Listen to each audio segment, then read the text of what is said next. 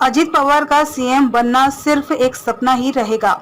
NCP chief Sharad Pawar का बड़ा बयान। राष्ट्रवादी कांग्रेस पार्टी के अध्यक्ष शरद पवार ने गुरुवार को कहा कि अजित पवार की महाराष्ट्र का मुख्यमंत्री बनने की महत्वाकांक्षा सिर्फ एक सपना बनकर रह जाएगी।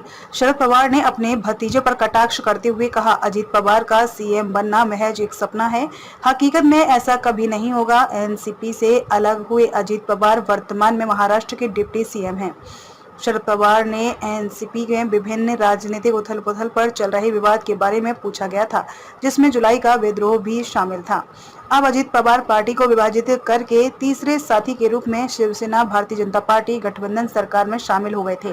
64 वर्षीय अजित पवार पहले ही कई मौकों पर सार्वजनिक रूप से अपनी महत्वाकांक्षाएं स्पष्ट कर चुके हैं कि डिप्टी सीएम का पद संभालने के बाद वह प्रमोशन चाहते हैं और राज्य का सीएम बनने के लिए बहुत उत्सुक हैं।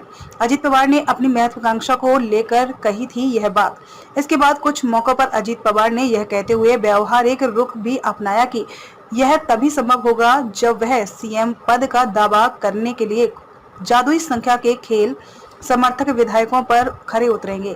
हालांकि शरद पवार का ताजा बयान उनके भतीजे की महत्वाकांक्षाओं और उनके कट्टर समर्थकों के लिए एक बड़ा झटका साबित हो सकता है, क्योंकि उनके कट्टर समर्थक भी उन्हें अगला नहीं तो भावी मुख्यमंत्री बनाने की वकालत कर रहे हैं।